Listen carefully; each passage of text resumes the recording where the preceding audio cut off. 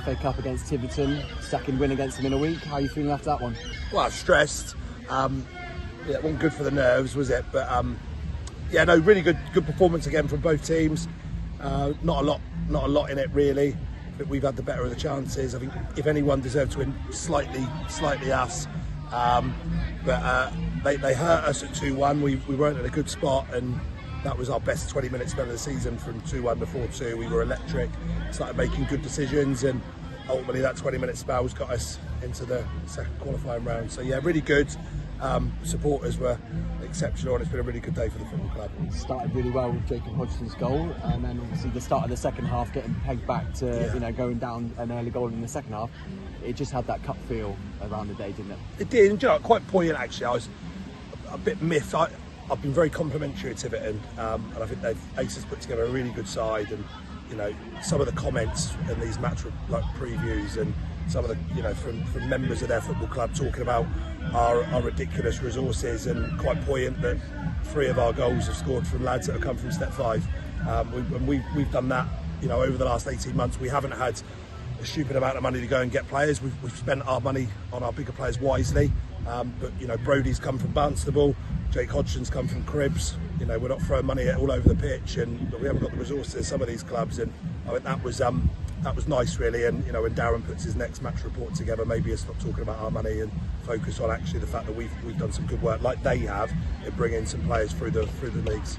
Well, that, you know, Brodie might have been a Step 5 player, Rich, but that's world class. That finish, obviously at the near post, great header to get us back in it, and then just talk us through that finish. Yeah, that was the mad sort of 5 minutes. You know, the header's outstanding, and that come off of us making good decisions. Josh Hours helped it back in. Steve Murray's delighted because it's his first set piece goal, and Brodie should have scored one like that against. I can't remember where it was now. Was it Tiverton last time he hit the crossbar? I can't remember. He's hit one exactly the same in the crossbar it was on Saturday, and that one's nestled in. And the volley, when he's taken it on, I mean, God, please don't hit that. And similar to Harris Feltham down here last year, he's hit an absolute worldie. And you know that sent everyone into ecstasy. And then Ben Seymour's movement, you know, has got Josh Hours a chance. And I felt when we went 4-2, we'd see it out. But like I said, they've got a good side here, and they've come again. Coiter and the other lad Horn up front, I think it is, that were a handful all day, and they got it back to 4-3. And luckily for us at that point, we fixed up again at that point, and they didn't have another real chance of note. So yeah, we've navigated ourselves through. Well, we know how much it means to you and to everyone around. And I think Owen Brain's celebration when he got that challenge in just before the full-time whistle, when he was sort of celebrating and arms up at the fans. Just talk about the supporters and just what do they mean for everyone? Yeah, well, they're always brilliant down here, and you know, I would actually laugh because he said to me, he said, "Oh, you've got me celebrating tackles now," and that's very much a case. When he was against us at Manor Farm against Cribs, we'd be winding him up doing that, and yeah, he's taken a little bit of our DNA with that, and you know, brilliant. And you mentioned the supporters. I thought they were absolutely superb from minute 1 to minute 90, and I'm just pleased we got through for them. You know, at 2-1, I was worried. You know, but the players have dug in. Nothing from us. We haven't changed anything.